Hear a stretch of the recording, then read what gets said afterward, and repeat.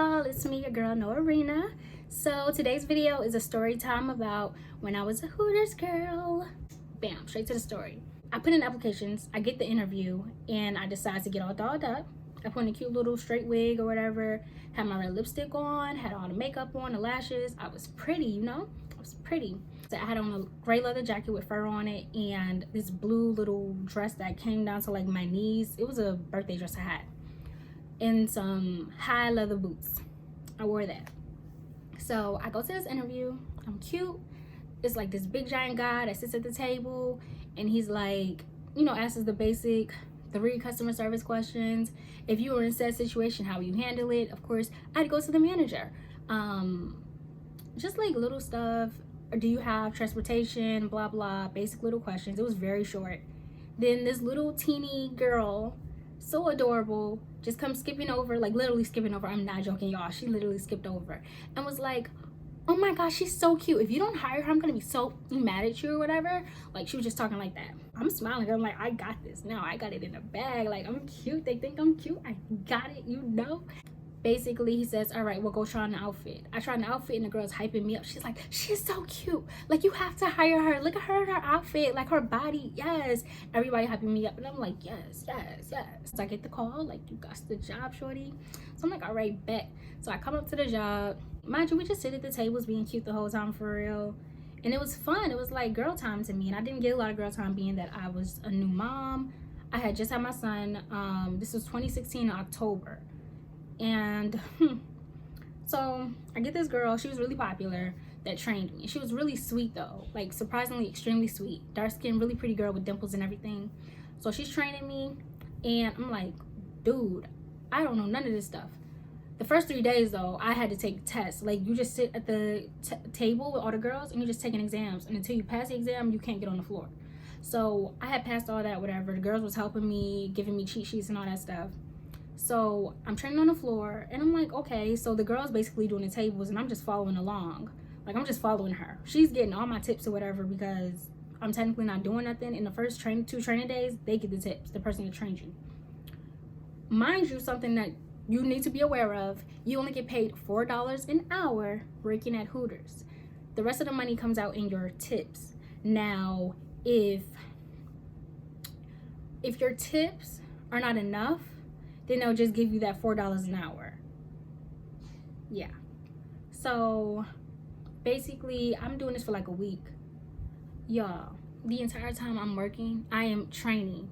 Like, it got to the point that it was embarrassing. I worked there for only a month, but I was on training the whole time, and it was the longest they ever had anybody being trained because I was really bad at this job. So basically, they tell you go to a table when, like, as soon as your table comes in, because it's like in a rotation, so you just have to know that girl just went and got her table, so it's my turn to get my table. So you go to the back, you go get the napkin, you write your little signature on it, all cute or whatever, and you put that on a little plate.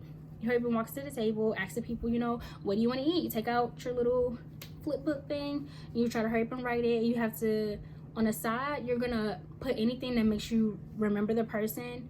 Of course, you don't want to put anything crazy just in case someone else sees your book, like nothing racist or.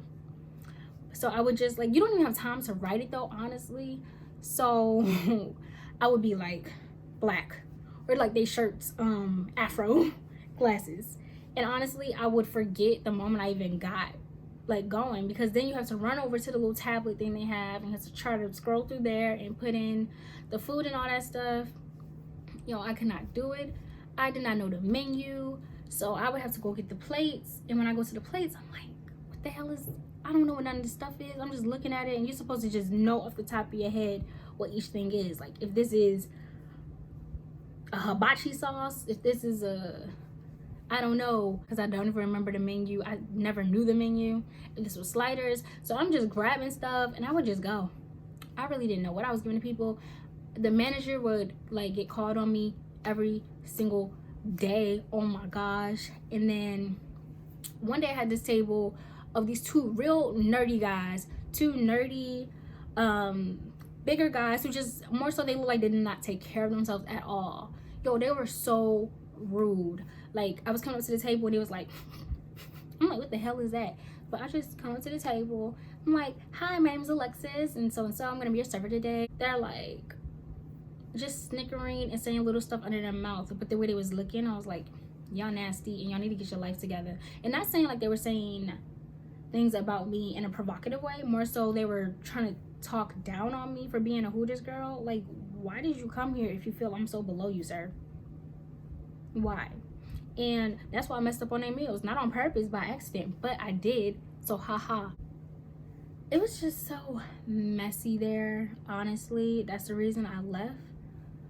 The girls would talk so much trash. Like, they were so mean. In the beginning, they were really nice, but you will notice that every table is separated off for a reason. You had the real nerdy black girls, then you had the mean black girls, and then you had the kind of sweet, kind of quiet, nice girls, like kind of in the middle. But the mean girls were really mean, like really mean.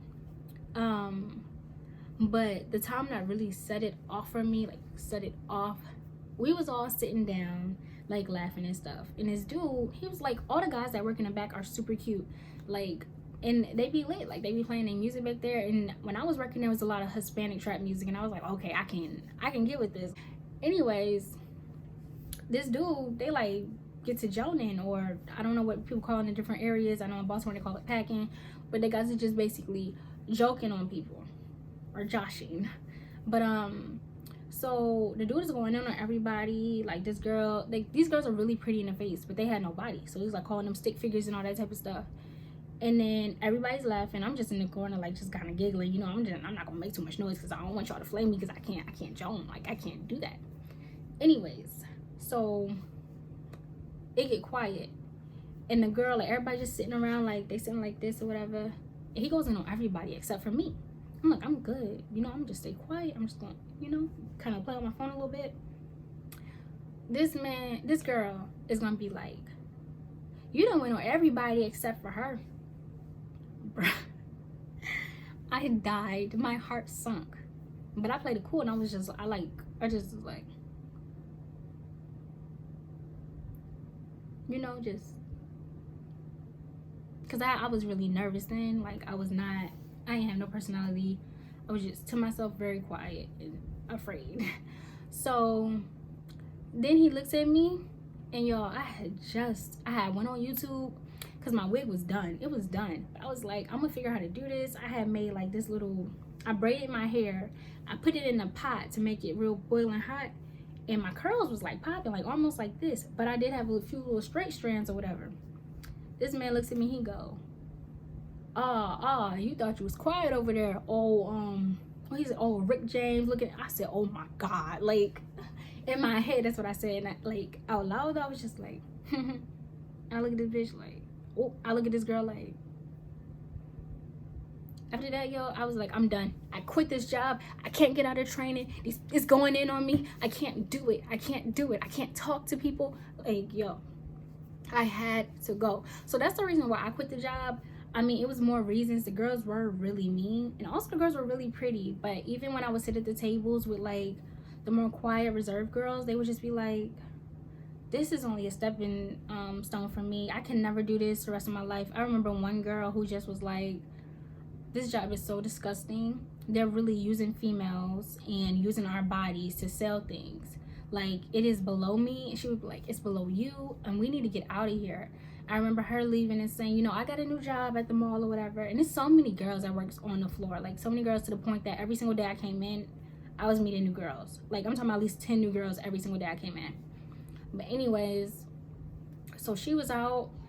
And then I remember one time they did invite me to a party, like before they was going in on me in my hair. They invited me to a party, and I actually said I was gonna come, but I lied because I don't go to parties. It was a Halloween party. I'm like, no, I'm not going. But it sounded like they really had a fun time. But I'm not one of those type of girls. I'm not a mean girl. I'm really sweet. I'm only gonna say nice things about you. If I don't got nothing nice to say, I'm not gonna say it at all. I'm just keep it to myself. Like, most of the girls just didn't want to be there. So I put in an application for Bath and Body Works because I'm like, I really wanted to work at Victoria's Secret. It was my dream to work at Victoria's Secret, because I really was in love with lingerie. I'm still in love with lingerie, so I wanted to get in there. I put in an application for Victoria's Secret. I get called. I'm like, yes, I got the job. Let's go. They called me in, and I'm walking in the Bath and Body Works. They talking about you're hired here. You can be hired or whatever. It's a seasonal position. So I was like, all right. At least it's really cute. Everybody dressed real nice. I get some nice little scents because I like my little scents, you know. So the next day, I didn't come to work. Then I said I went over to my cousin's house. I don't know why I was even over there, but I went over to my cousin's house. I had my son in the back seat inside his car seat because he was a baby then. And he's still in the car seat, but he was a baby. So I'm happy. I'm like, y'all, I'm out of here. I'm outsy. So I go in there with my son in my arm, and then some girl walks in to me and like, Alexis, you know you're supposed to work today? And I'm like, I know. And I walk all the way to the back with my little cute son because I just had to show him off, you know. So everybody's like, oh, he's so adorable. He's so adorable. And I said, thank you. I quit today. I'm not working here no more. I got a new job. And the manager's like, all right. Like, she didn't care at all. She didn't care.